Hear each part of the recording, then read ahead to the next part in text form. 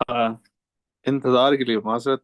और इंतज़ार के लिए माजरत। और अभी रात के तकरीबन 2:18 हो चुके हैं। वो छोटे होते जो है ना, अक्सर हम रेडियो सुनते होते थे, तो उसमें वो कहता था रात के 2:08। और वो हल्की हल्की क्या कहते हैं ये, रात के इस पहर में खामोशी तारी है और हल्की हल्की हवा चल रही है, और ये और वो कहता होता था कि दिसंबर की सर्द शामें हैं। ठीक है। तो मेरा बेटा, टाइम की थोड़ी शॉर्टेज होती है। अभी रेगुलर क्लासेस मेरी तकरीबन 8 से 12 चलती थी। अब एक और ऐड हुई है, डिस्कशन क्लास मॉक सीरीज की, तो वो भी बस थोड़ी देर पहले एंड हुई है। बट मुझे याद था कि आप लोगों से वादा है। तो मेरा प्यारा बच्चों, आज हम आगे चलेंगे और आज हम बात करेंगे लेक्चर नंबर 5 पे। So my dear students, lecture number 5 की जब हम बात करते हैं, और लेक्चर नंबर 5 के अंदर हम आज वो तमाम टॉपिक्स को डिस्कस करेंगे जो कि चैप्टर नंबर 1 और चैप्टर नंबर 2 के रिमेनिंग टॉपिक्स हैं। फॉर एग्जांपल, चैप्टर नंबर 1 में हमारे दो टॉपिक्स रह गए थे। नंबर 1 हमारा इस्लामिक जो सेटअप ऑफ एडमिनिस्ट्रेशन है, वो रह गया था। ये छोटे छोटे टॉपिक्स हैं। Historical evolution of public administration रह गया था। ये भी आपको बस एक टाइमलाइन बतानी है। ये दो वो टॉपिक्स है जो चैप्टर नंबर 1 से हमारे रह गए हैं। और उसके बाद चैप्टर नंबर 2 से जो हमारे टॉपिक्स रह गए हैं, जो आज हमने डिस्कस करने हैं, वो स्पेसिफिकली नंबर 1 उसमें हमारी लीडरशिप की थेरीज हैं। नंबर 2 हमारे मोटिवेशन की थेरीज हैं। उसके साथ साथ नंबर 3 उसमें हम स्ट्रेटेजिक मैनेजमेंट की थोड़ी सी बात करेंगे, छोटा सा टॉपिक है। एंड नंबर 4 हम लास्ट के ऊपर ऑर्गेनाइजेशंस को डिस्कस करेंगे, ऑर्गेनाइजेशनल सॉरी स्ट्रक्चर्स को बेसिकली, कि फेडरल का पाकिस्तान के अंदर, प्रोविंशियल का, और प्यारे बच्चों लोकल गवर्नमेंट्स का क्या स्ट्रक्चर है पाकिस्तान के अंदर। So today's lecture will be a bit lengthy, involving lot of topics. तो अभी बस शुरू करते हैं। अगर तो पहले दो टॉपिक्स पे ज़्यादा टाइम लग गया तो इसके लिए हम लेक्चर नंबर 5 रख लेंगे, और इनके लिए लेक्चर नंबर 6 कर देंगे। अगर टाइम कम लगा और मुझे फील हुआ कि घंटे के अंदर ये सब कवर हो रहा है, सो हम ये लेक्चर 5 में ये सारी बातें कवर कर लेंगे। ठीक है, क्योंकि घर की बात है, मसले वाली बात ही नहीं है। सो इंशाल्लाह। So starting with the first topic, without wasting any time, let's move to the Islamic public administration. अगर आप बात करें Islamic concept of public administration का, तो वो कुछ बेसिक डॉक्ट्रिन्स पर मबनी है। So Islamic concept of public administration. अच्छा बच्चों, मजे की बात है, ये जो टॉपिक है ना, ये पूरा चैप्टर है आपके इस्लामिक स्टडीज में। सो आज के इस लेक्चर से आपका वो वाला चैप्टर भी तैयार हो जाएगा। आपको ऐसे पढ़ाएंगे। ठीक है। अब इस्लामिक जो कॉन्सेप्ट ऑफ पब्लिक एडमिनिस्ट्रेशन है ना, ये फंडामेंटली एथिकल भी है और स्पिरिचुअल इसकी बुनियादें हैं। और ये public administration in Islam is not about personal power और प्रिविलेज, बल्कि एक सेक्रेड ट्रस्ट के तौर पर इसको लिया जाता है। अब मैं मजीद इस पे बात करने से पहले, मैं इसके फाउंडेशनल जो बेसिस है ना, डॉक्ट्रीन्स, उस पर बात करना चाहूंगा। देर आर फ्यू डॉक्ट्रीन्स जिसकी बुनियाद पर पब्लिक एडमिनिस्ट्रेशन खड़ी है इस्लाम के अंदर, जिसमें सबसे पहला हमारे पास डॉक्ट्रीन ऑफ सेक्रेड ट्रस्ट है। इसको डॉक्ट्रीन ऑफ सेक्रेड ट्रस्ट भी कहते हैं, और इसको डॉक्ट्रीन ऑफ अमाना भी कहते हैं। लेकिन इससे भी पहले, इस डॉक्ट्रीन से पहले एक और डॉक्ट्रीन है जो कि हमें डिस्कस करना ज्यादा जरूरी है। उसको हम डॉक्ट्रीन ऑफ सॉवरेनिटी कहते हैं, या फिर उसको हम अकीमिया भी कहते हैं। अब ये क्या चीजें हैं, ये 1 मिनट में आपको समझ आ जाएंगी। इस्लामिक पॉलिटिकल थॉट के अंदर जो सॉवरेनिटी है, वो बिलोंग करती है टू दी अल्लाह अलमाइटी। कोई भी जो सॉवरेनिटी है जो कि मैन मेड है, या जो कि बेसिकली किसी रूलर के हाथ में रखी गई है या किसी ह्यूमन अथॉरिटी को डेलीगेट की गई है, वो बेटा strictly within the boundaries of शरिया रखी गई है और उसके लिए एक सेक्रेट ट्रस्ट के तौर पर रखा गया है। आप अगर कॉन्स्टिट्यूशन ऑफ पाकिस्तान को पढ़ें तो उसको स्टार्ट कहाँ से होता है, उसका अगर प्रियम्बल आप पढ़ें तो preamble of basically constitution of Pakistan starts with one thing, और वो कहता है कि sovereignty belongs to Allah almighty and it has been delegated to the representatives of the people of Pakistan through a sacred trust। एक अमानत है, यानी कि administrative authority एक सेक्रेट ट्रस्ट है, एक अमानत है जो कि प्लेस की गई है in the hands of the rulers and civil servants, and they that is the reason why the concept of double accountability exists in the Islamic concept of public administration। जो normal administration है max weber साहब की है जो अभी हम पढ़ रहे थे, उसमें अकाउंटेबिलिटी सिर्फ एक ही है ना, you are answerable either to the people और to your hierarchy. Here you are answerable to the people, यहाँ पे दुनियावी आंसरेबल तो हो ही हो, but you are answerable to Allah almighty as well. So आपके पास डबल कॉन्सेप्ट ऑफ अकाउंटेबिलिटी है। So these two doctrines, third doctrine मेरा बेटा, the third doctrine in the Islamic administration या Islamic concept of administration is basically doctrine of consensus, और इसको doctrine of basically शूरा भी कहा जाता है। सो इसका मतलब क्या हुआ कि इस्लामिक पब्लिक एडमिनिस्ट्रेशन जो है वो यूनिलेटरल डिसीजंस को सपोर्ट नहीं करती, वो कलेक्टिव डायलॉग और कंसल्टेशन विद द एक्सपर्ट्स और स्टेक होल्डर्स को सपोर्ट करती है और उसको मैंडेट करती है। अगला डॉक्ट्रीन है डॉक्ट्रीन ऑफ खिलाफा, vice regents. So basically doctrine number one, doctrine number two और ये डॉक्ट्रीन आपस में मिले जुले हुए हैं, क्योंकि सॉवरेनिटी अल्लाह ताला के बिलोंग करती है और वो एक सेक्रेट ट्रस्ट के थ्रू नीचे रूलर्स को दी गई। That is the reason why human beings are appointed as vicegerents of Allah almighty on अर्थ।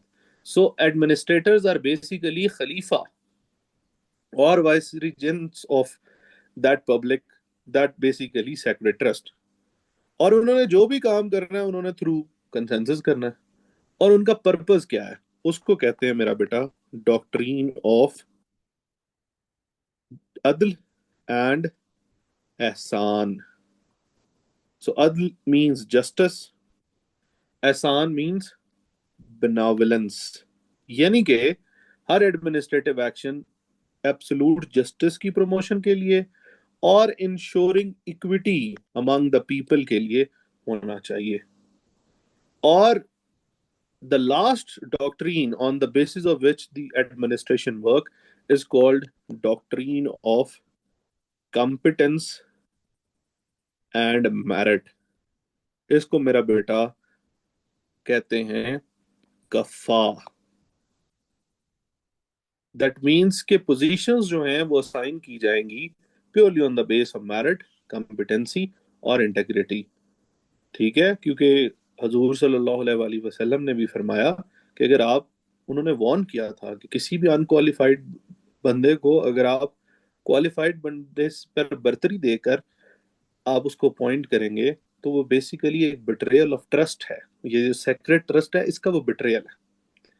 अब अगर आप इस सिस्टम ऑफ एडमिनिस्ट्रेशन की एप्लीकेशन की बात करें मेरा बेटा, तो आपको ये एडमिनिस्ट्रेशन की जो एप्लीकेशन है, ये प्यारे बच्चों आपको कैसे नजर आती है। पाकिस्तान में अगर बात की जाए तो हमारी कॉन्स्टिट्यूशनल मैंडेट्स इससे अलाइन करती हैं। हमारी हमारे पास भी जो है फेडरल कॉन्स्टिट्यूशनल कोड भी एग्जिस्ट करती है, हमारे कॉन्स्टिट्यूशन के अंदर भी सेक्रेट ट्रस्ट है, हमारे कॉन्स्टिट्यूशन के अंदर भी sovereignty belongs to Allah almighty है, कंसेंसस की रिफ्लेक्शन आपको पार्लियामेंट की फॉर्म में नजर आती है। फिर इसी तरह हमने इस्लामिक कॉन्सेप्ट को इंस्टीट्यूशनलाइज किया थ्रू फेडरल अम्बर्ट्स पर्सन जो है हमारे पास, वफाकी मोतसिब जो हैं, हमारे पास सूबाई मोतसिब है, ठीक हो गया। फिर अकाउंटेबिलिटी का कॉन्सेप्ट हमारे यहाँ एग्जिस्ट करता है, ठीक है। फिर इसी तरह पब्लिक ट्रेनिंग जो अकेडमीज हैं, जैसे सिविल सर्विसेज अकेडमी है, वो भी एथिकल प्रिंसिपल्स जो इस्लामिक है, यानी एम्पैथी है, फेयरनेस है, इंटेग्रिटी है, उसको इनकलकेट करती है ट्रेनिंग के अंदर। अगर आप इसके स्ट्रक्चरल प्रेसिडेंट्स की बात करें प्रीवियसली, तो सबसे पहले तो आपका administrative model of holy prophet peace be upon him था, ठीक है। उसमें आप चार्टर ऑफ मदीना को पढ़ें, आप एडमिनिस्ट्रेटिव सिंप्लिसिटी देखेंगे, वो कितनी हाईली उनकी एडमिनिस्ट्रेशन जो है वो असेसिबल थी, डिसेंट्रलाइज थी, रिस्पॉन्सिव सिस्टम था। अब एक मॉस्क जो थी आपके पास, मस्जिद नबवी, उसके अराउंड वो तमाम की तमाम एडमिनिस्ट्रेशन जो है वो घूमती थी, वो सेंटर था। फिर आप देखें कि जो रिफॉर्म्स लेकर आए आप, हजरत उमर साहब, तो हजरत उमर रजी अल्लाह अन्हा ने जो जितने भी रिफॉर्म्स लाए वो भी इसका प्रेसिडेंट है। जैसे इस्लामिक एडमिनिस्ट्रेशन उन्होंने तकरीबन कोडिफाई कर दी थी, एक स्ट्रक्चरल सिस्टम लेकर वो आए थे। जैसे उन्होंने ब्यूरोक्रेटिक मिनिस्ट्रीज पहली दफा वो लेकर आए, जिनको वो दीवान कहते थे। अब उसमें उन्होंने रजिस्ट्रीज बनाई, उन्होंने बैतुल माल बनाया। फिर अकाउंटेबिलिटी ऑडिट्स करना शुरू किए उन्होंने, जिसमें पहली दफा उन्होंने कहा कि जितने भी प्रोविंशियल गवर्नर्स हैं वो सारे के सारे अपने पर्सनल एसेट्स की जो है वो डिक्लेरेशन करेंगे। So this is a form of accountability that is present in this system. फिर आप देखें हजरत अली रजी अल्लाह की एग्जांपल्स आप लें। जब उन्होंने मलिक अल अशर को, I think Malik al Ashtar थे शायद, प्लीज पार्डन अगर मुझे एग्जैक्टली नहीं, या मलिक अल अशर थे या मलिक अल अश्तर थे, उनको उन्होंने गवर्नर ऑफ इजिप्ट अपॉइंट किया था। तो हजरत अली रजी अल्लाह ने उन्हें एक डिटेल एडमिनिस्ट्रेटिव गाइड लिखी थी। अच्छा, ये जो लेटर्स हैं ना पब्लिक एडमिनिस्ट्रेशन के, ये आप इस्लामिक स्टडीज के सिलेबस का पार्ट भी है। So these letters that are written by Hazrat Ali to Malik al Ashtar, वो भी इसकी एग्जांपल्स हैं। और उसमें इतने एडमिनिस्ट्रेटिव चीजें हैं। फॉर एग्जांपल उनके की प्रिंसिपल्स की बात की जाए, तो उसमें वो लिखते हैं कि treat your subjects with mercy, love and kindness, for they are of two types. यहाँ तो वो दो तरह से हो, क्योंकि उसको आपने मर्सी, लव और काइंडनेस से ट्रीट करना है, क्योंकि वो दो ही तरह हो सकते हैं। या तो आपके ब्रदर इन फेथ होंगे, या इक्वल इन क्रिएशन होंगे। तो इसका क्या मतलब हुआ कि वो लिखते हैं कि तमाम सिटीजन्स, बेशक वो मुसलमान हैं या माइनॉरिटीज से ताल्लुक रखते हैं, तो आपने उन्हें इक्वली ट्रीट करना है। तो देखिए यहाँ पे प्रोटेक्शन ऑफ माइनॉरिटीज की भी रिफ्लेक्शन आती है। फिर उन्होंने जो रेवेन्यू एडमिनिस्ट्रेशन को डेवलप किया, असेसिबिलिटी की रिफ्लेक्शन आती है। इंडिपेंडेंट उन्होंने जजेस को देखा। फिर उन्होंने डिफरेंट जो आपके एडवाइजर्स हैं उनके थ्रू उन्होंने एडमिनिस्ट्रेशन की। सो कहीं ना कहीं आपको एक मॉडर्न एडमिनिस्ट्रेशन की रिफ्लेक्शन आपको नजर आएगी। बेटा, this was all about the Islamic concept of public administration. इसको एक दफा रिवाइज कर लेते हैं। इसमें डॉक्ट्रीन्स कौन कौन से हैं आपके पास? डॉक्ट्रीन ऑफ सेक्रेट ट्रस्ट है, डॉक्ट्रीन ऑफ सॉवरेनिटी है, और इसी से अटैच डॉक्ट्रीन ऑफ खिलाफा है। और ये जो काम करेंगे वो डॉक्ट्रीन ऑफ कंसेंसस यानी शुरा के थ्रू करेंगे, और उनका काम अदल और एहसान होगा। और उनकी अपॉइंटमेंट डॉक्ट्रीन ऑफ कॉम्पिटेंस और मेरिट यानी कफा के तौर पर होगी। और इनके एक डॉक्ट्रीन ऑफ अकाउंटेबिलिटी लगता है, और ये डबल अकाउंटेबिलिटी एग्जिस्ट करती है in the Islamic concept of public administration. Ladies and gentlemen, now we will move to the second topic, and that is the historical roots of public administration.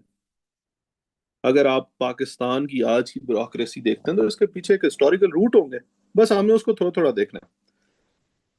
देखें, सबसे पहले तो आपके पास पैट्रिमोनियल मोनियल लेगेसी आती है, जिसको आप बेसिकली मुगल लेगेसी कहते हैं। अब ये वो टाइम था जब अपॉइंटमेंट्स और ये सारा कुछ इस बुनियाद पर होता था कि आपने आप अकाउंटेबल टू द किंग हैं, आपने उसके इंटरेस्ट के लिए काम करना है, and this and that.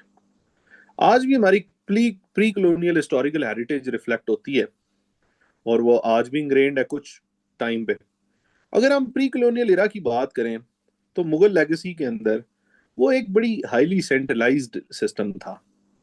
For example आपके जो अकबर थे, बादशाह अकबर थे, एम्परर अकबर, उन्होंने एक मनसबदारी निज़ाम मुतारिफ कराया था, मनसबदारी सिस्टम। अब ये मनसबदारी सिस्टम क्या था? एक यूनिफाइड मिलिट्री और सिविल सर्विस थी बेसिकली। अब उसमें हर, जो आज आप रैंक्स का नाम सुनते हैं कि फलां का क्या रैंक है, वो बेसिकली मनसब था।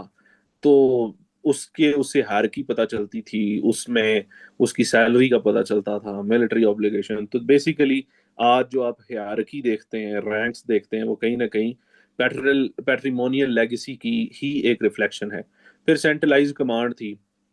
अल्टीमेट जो एग्जेक्टिव और जुडिशियल पावर थी वो एम्परर के पास थी। कुछ उनके जैसे सूबाज वगैरह थे, वो गवर्न करते थे, सूबेदार, जो कि गवर्नर्स बाद में उनको बनाया। और वो अपनी रॉयल डिक्रीज जो हैं वो इन्फोर्स करते होते थे। फिर मजे की बात यह है कि प्री कॉलोनियल टाइम के अंदर म्यूनिसिपल पॉलिसिंग का बड़ा एक न्यू इंट्रोडक्शन हुई। सो म्यूनिसिपल जो आपके पास पॉलिसिंग है, ये क्या बला है? जो आपके म्यूनिसिपल पॉलिसिंग है, ये बेसिकली अर्बन सेंटर्स जो है ना, वो मैनेज करते करते थे कोतवाल। वो एक ऐसे समझ लो कि उसके पास पुलिस की, म्यूनिसिपल की और माइनर जुडिशियल पावर्स होती थी। सो आप ये देखें कि ये जो आपके पास पैट्रिमोनियल लेगेसी है, मुगल लेगेसी, इसमें भी आपको एक कंप्लीट सिस्टम ऑफ ब्यूरोक्रेसी, एक complete system of public administration मिलता है। अच्छा, जब ये खत्म हुआ तो हमारे पास इमर्ज हुआ सिस्टम। तो हमने पैट्रिमोनियल से हम आगे शिफ्ट किए और हम एक कॉलोनियल जो हमारे पास लेगेसी है वो आ गई, जिसमें हम ब्यूरोक्रेसी को एक स्टील फ्रेम के तौर पे देखने लगे। अब यहाँ पर आपको वो वाले सारे रिफ्लेक्शंस नजर आएंगे जो हमने मैक्स वेबर साहब की थ्योरी में पढ़े हैं। क्योंकि हमने अब कौन सी ब्रिटिश कॉलोनियल सेटअप्स जो है ना, हमने इंट्रोड्यूस करवाने शुरू किए। British east India, sorry British India जो सब कॉन्टिनेंट, सॉरी सब कॉन्टिनेंट के अंदर। So basically British east India company है लेकर आई थी, तो बाद में ब्रिटेन। सो हुआ ये, जब 1857 के अंदर गवर्नमेंट ऑफ इंडिया एक्ट 90 1857 आया। सो बेसिकली तब एक कंप्लीटली आप कह सकते हो कि मुगल एम्पायर खत्म हुआ। जो लेटर मुगल थे, बहादुर शाह जफर, जो कहते थे कि जी कितना बदनसीब है जफर दफन के लिए, 2 गज जमीन भी ना मिली कुए यार में। तो जनाब, वो एक फॉल ऑफ मुगल एम्पायर हुआ, वॉर ऑफ इंडिपेंडेंस हुई 1857 के बाद, गवर्नमेंट ऑफ इंडिया एक्ट आया। उसके बाद क्या हुआ कि direct control of India British crown के अंदर चला गया। अब इतनी बड़ी पॉपुलेशन को गवर्न करने के लिए उनको कंप्लीटली ऑफिसर्स की रिक्वायरमेंट थी। तो उन्होंने क्या किया, उन्होंने एक एक्सेप्शनली स्ट्रॉन्ग सिविल सर्विस का स्ट्रक्चर बनाया। उसको आज हम आईसीएस, जो अभी इंडियन सिविल सर्विस के नाम से जानते हैं। इंडियन सिविल सर्विस जो है वो स्टैब्लिश की गई, इसको स्टील फ्रेम का नाम दिया गया। और ये हाईली एलीट, हाईली सेंट्रलाइज और रूल बाउंड एडमिनिस्ट्रेटिव कैडर था, जिस तरह आपके पास मैक्स वेबर साहब कहते हैं। अब ये एक डिस्ट्रिक्ट एडमिनिस्ट्रेशन मॉडल पे चलता था, क्योंकि उन्होंने, ब्रिटिश ने डिस्ट्रिक्ट्स को एज अ की यूनिट बनाया और उसके ऊपर एक डिस्ट्रिक्ट मैजिस्ट्रेट बैठाया जिसको डिप्टी कमिश्नर भी कहते हैं, और उसको कलेक्टर भी कहा जाता था। उसके बाद 3 पावर्स हुआ करती थी। नंबर 1, रेवेन्यू की, कि वो रेवेन्यू रिकॉर्ड को मेंटेन करेगा, रेवेन्यू कलेक्ट करेगा, लैंड टैक्सेस लेगा। दूसरी, एग्जेक्टिव पावर, यानी कि वो लॉ एंड ऑर्डर की सिचुएशन को मेंटेन करेगा। और तीसरी, जुडिशियल पावर्स, यानी कि ये लोकल मैजिस्ट्रेसी, जिसमें 7 साल तक के जो आते हैं क्राइम्स, उनमें वो सजा भी सुना सकता था। मजे की बात यह है कि ये वाली जो एग्जेक्टिव मैजिस्ट्रेसी है या डिस्ट्रिक्ट मैजिस्ट्रेसी है, ये कंप्लीटली एग्जिस्ट करती है अभी भी पाकिस्तान के अंदर। जीबी की एग्जांपल ले लें, इस्लामाबाद की एग्जांपल ले लें, तो ये अभी भी एग्जिस्ट करती है। डायनामिक्स बदल गए हैं, चीज़ें बहुत बदल गई हैं, बट कहीं ना कहीं उसके रूट्स आज भी वही वाले हैं। सो इसीलिए जो कॉलोनियल लेगेसी है उसका इम्पैक्ट पाकिस्तान की ब्यूरोक्रेसी में बहुत ज़्यादा है। अच्छा, मेरा बेटा, इसके बाद क्या हुआ कि 1947 आ गया, पोस्ट इंडिपेंडेंस हो गई। पोस्ट इंडिपेंडेंस के बाद क्या बला हुई? पोस्ट इंडिपेंडेंस के बाद पाकिस्तान ने यही कॉलोनियल ब्यूरोक्रेटिक अपरेटस को इनहेरिट किया। और जो आईसीएस है, जो उस वक्त इंडियन सिविल सर्विस थी, वो कन्वर्ट हो गई CSP में, यानी कि सिविल सर्विसेज ऑफ पाकिस्तान में। और लेटर ऑन इसको अभी आज आप इसको PAS के नाम से जानते हैं, पाकिस्तान एडमिनिस्ट्रेटिव सर्विस, जिसके लिए आप आज लोग तगो करते हैं। दरमियान में इसका नाम DMG भी हुआ था, वो भी अभी आपको स्टोरी सुनाता हूँ। कुछ रिफॉर्म्स आए। वो कैसे चेंज हुआ? सबसे पहले पाकिस्तान में एगर रिपोर्ट आई 1953 के अंदर, और उसके बाद एक रिपोर्ट आई, ग्लैडियस ने रिपोर्ट दी 1955 के अंदर। और इन्होंने कहा कि भाई, इनको कमीशन किया गया था गवर्नमेंट की तरफ से, अमेरिकन एडवाइजर थे। उन्होंने कहा ये जो जर्नलिस्ट कैडर है ना, ये CSP वाला, ये तो बहुत ज्यादा जर्नलिस्ट हैं और इनकी बड़ी मोनोपोली है, तो there is need for some technical and subject matter specialist. एक 1962 के अंदर कॉर्नीलियस जो है वो कमीशन आया। कॉर्नीलियस कमीशन ने क्या recommend the? Basically it was led by justice AR Cornelius. आपने पाकिस्तान स्टडीज में इनका बड़ा नाम सुना होगा। तो ये इन्होंने रिकमेंड किया कि आप ये जो एलीट CSP कैडर है ना, इसको खत्म करें और एक यूनिफाइड सिविल सर्विस लेकर आए, जहां पर ऑक्यूपेशनल ग्रुप हो, जिनकी इक्वल पे हो और उनका ऑपरेशनल स्ट्रक्चर जो है वो बेहतर हो। अच्छा, उसके बाद 1973 के अंदर एडमिनिस्ट्रेटिव रिफॉर्म्स आए, और वो जुल्फकार अली भुट्टो साहब की तरफ से थे। वहां पर क्या किया गया कि ये जो यूनिफाइड कैडर था ना, CSP वाला, ये बॉलिश कर दिया गया। मेरा बेटा, जब ये बॉलिश कर दिया गया तो 1973 में क्या चेंज आया? 1973 में जो है डिफरेंट ग्रुप्स बनाए गए, जो आप अभी आजकल देखते हैं। उसमें फॉर एग्जांपल आपका जो है पाकिस्तान एडमिनिस्ट्रेटिव सर्विस ग्रुप बन गया, आपके पास PSP आ गया, आपके पास फॉरेन सर्विस आ गया, आपके पास इनलैंड रेवेन्यू सर्विस आ गया, and so on and so forth, railways आ गया, सो फॉर। उसके बाद उन्होंने एक और चीज खत्म की। एक जॉब सिक्योरिटी होती थी कॉन्स्टिट्यूशनल, जो कि सिविल सर्वेंट्स इंजॉय करते हैं 1956 और 1962 के कॉन्स्टिट्यूशन के अंदर। और उसके बाद उन्होंने कहा कि जी, पॉलिटिकल, उन्होंने लेटरल एंट्रीज भी अलाउ कर दी, और there were lot of reforms जो कि आपको देखने की ऐसा डिटेल में जरूरत नहीं है। उसके बाद जो नेक्स्ट डेंट डला ब्यूरोक्रेसी पे, वो 2001 में डला, जब डेवोल्यूशन प्लान ऑफ 2001 आया। इसमें क्या किया गया? बेसिकली जो DC, अभी तो आप देखते हैं कि DC is the administrative head of the state district. इन्होंने क्या किया, 2001 के अंदर जो एडमिनिस्ट्रेटिव हेड था, वो बेसिकली डिस्ट्रिक्ट नाजम को ऊपर रख दिया गया, और डी जो आपके पास DC था, उसका नाम चेंज करके DCO कर दिया गया। एंड कंप्लीट जो हिस्टोरिकल एग्जीक्यूटिव ऑफिसर था, ऑफिस था डिप्टी कमिश्नर का, वो खत्म कर दिया गया। एक नेशनल रिकंस्ट्रक्शन ब्यूरो ऊपर लगाया गया, और सारे सिस्टम इन सिविल सर्वेंट्स को सबऑर्डिनेट कर दिया गया टू द डिस्ट्रिक्ट नाजम, जो कि इलेक्टेड था। और सेपरेट कर दी गई judicial powers from the executive powers. यानी कि आपके जो DCs थे, अब वो डिस्ट्रिक्ट मैजिस्ट्रेट्स नहीं रहे। मजे की बात यह है कि अभी इस वक्त पंजाब, सिंध, बलूचिस्तान, KP में जो DCs हैं वो डिस्ट्रिक्ट मैजिस्ट्रेट्स नहीं है, सिर्फ प्राइस कंट्रोल मैजिस्ट्रेट्स हैं।